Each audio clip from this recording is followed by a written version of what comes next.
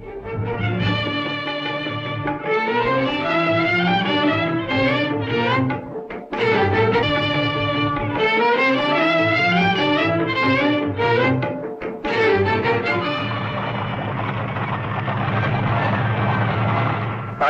वर्ष गुलामगिरीत पडलेला सह्याद्री ज्वालामुखी सारखा जागा झाला. छत्र अथांग सिंधुसागर आणि अजिंक्य सह्याद्री एक झाले आणि हिंदवी स्वराज्य जन्माला आले. एकामागून एक गडकोट स्वतंत्र झाले आणि त्यातच एक अभेद्य आणि अजिंक्य गड शिवरायांनी काबीज केला आणि गडांचा महाराजा किल्ले रायगड. महाराजांनी रायगड काबीज केला सन 1656च्या एप्रिल महिन्यात.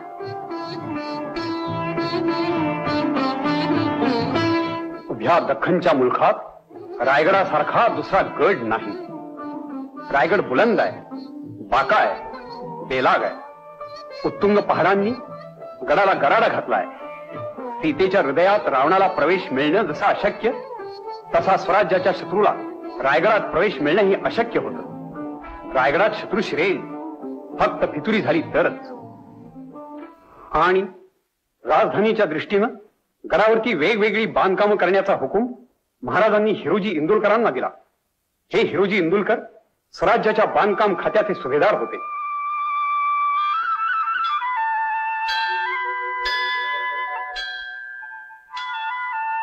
जगदीश्वराचं मंदिर साय संगीन बांधून पूर्ण झालं आणि हिरोजींच्या अंतःकरणातील भाव या पायरीवर असा व्यक्त झाला. सेवेचे ठाई तत्पर हिराजी इंदुलकर. रायगडचे हे चिरेबंदी रखवालदार. माणसं बेईमानी बनली पण ह्या चिरेबंदी शिलेदारांनी मात्र आसमानी आणि सुलतानी हल्ले आपल्या छातीवर झेलीत झेलीत गडाच्या महादरवाजाचं रक्षण केलं.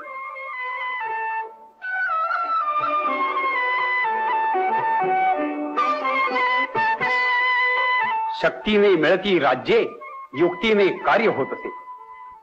भवानी तलवार आणि गनिमी कावा हीच ती शक्तियुक्ती होती. त्या शक्तियुक्तीनंच हिंदवी स्वराज्य स्थापन झालं. त्या शक्तियुक्तीचा श्रीमंत योगी इथं नांदत होता या बालेकिल्ल्यात. बालेकिल्ल्याचा आणि राजसभेचा हा दरवाजा, गडावरचा उंच ठिकाण, हे शिवमंदिर.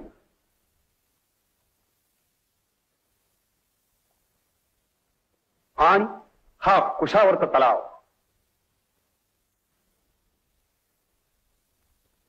गंगासागर. बालेकिल्ल्याचं प्रतिबिंब या गंगासागरात तरळू लागलं. गंगासागराच्या तीरावर हे डौलदार मनोरे उभे राहिले. हे बांधताना हिरोजी इंदुलकरांनी सारं कौशल्य पणाला लावलं. कोण? महाराणी साहेब? होय. जणू रायगडची राज्यलक्ष्मीच मनोऱ्याच्या गवाक्षातून आपल्या राजधानीचं रूप न्याहाळतीये.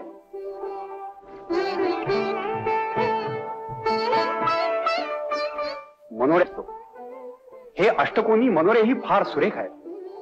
पूर्वी आत कारंजी उडत असत, पडदे हेलावत असत आणि हंड्या झुमरस झगमगत असत.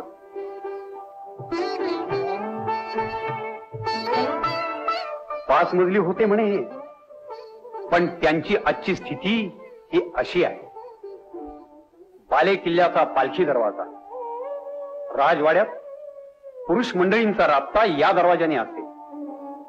छत्रपतींची पालखी या दरवाजाने जात येत असते. आणि हा मेणा दरवाजा. राजघराण्यातील स्त्रियांचे मेणे या दरवाजातून जात येत. हत्तीखाना. रायगडावर गजांत लक्ष्मी झुलत होती. एवढ्या प्रचंड अवघड गडावर हत्ती चढले तरी कसे याचं आश्चर्य इंग्रज वकील ऑक्झिंडेनला त्यावेळी फार वाटलं. चोर दरवाजा. यालाच वाघ दरवाजा असेही म्हणत. यातून उतरणारी वाट भयंकर अवघड आहे. या कड्यावरून ती वाट उतरते. इथून उतरायची हिंमत फक्त पाण्याच्या धारेलाच होईल आणि चढायची हिंमत फक्त वाऱ्याच्या झोतालाच होईल. पण महाराजांचे मावळे सहज उतरत, सहज चढत.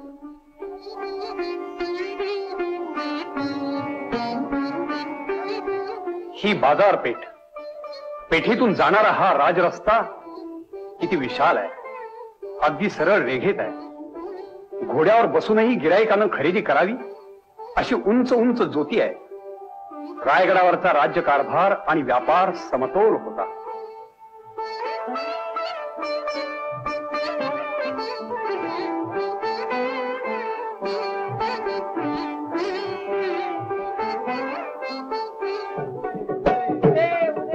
रायगडची ही आदिदेवता शिरकाई भवानी.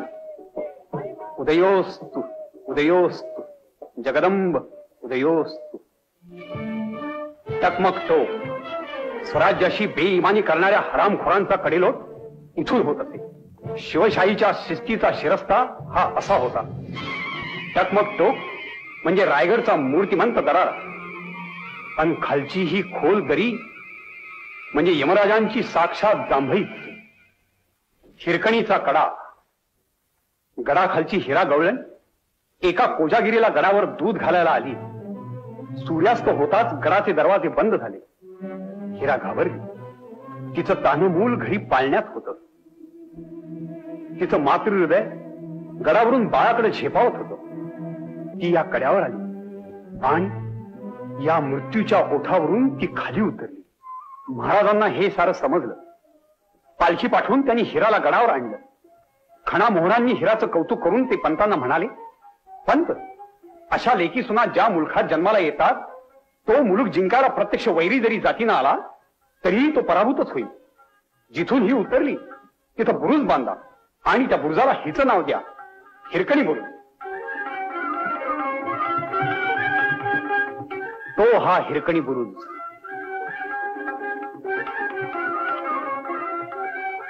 अशा गुणी माणसांचं कौतुक या सदरेवर होत असे. या चौथऱ्यावर सदरेचा महाल होता आणि इथं स्वराज्याचं दप्तर होतं. राज्यकारभार इथून चालायचा.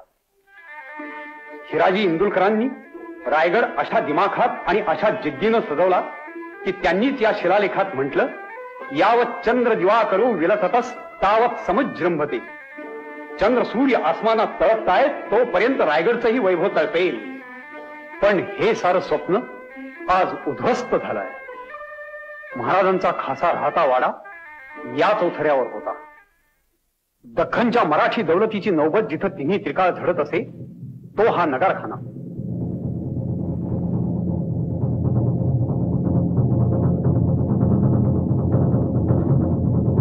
इथं छत्रपतींचा दरबार भरत असे.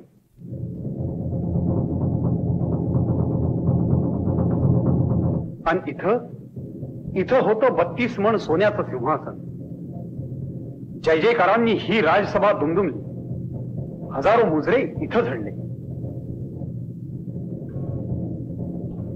हा रायगडावरचा सर्वात आनंदाचा क्षण. शके 1596 ज्येष्ठ शुद्ध त्रयोदशी शनिवारी पहाटे 5:30 वाजता. कंस पर कन्नज में कंस पर जो म्लिंच वंश पर शेर शिवराज है, शेर शिवराज है, शेर शिवराज है, शेर शिवराज है. रायगड धन्य झाला. उदंड जाहले पाणी स्नान संध्या करावया. रायगडची भाग्य भवानी संतुष्ट झाली. अशा आनंदात 6 वर्ष उलटली. सूर्याला ग्रहण लागलं.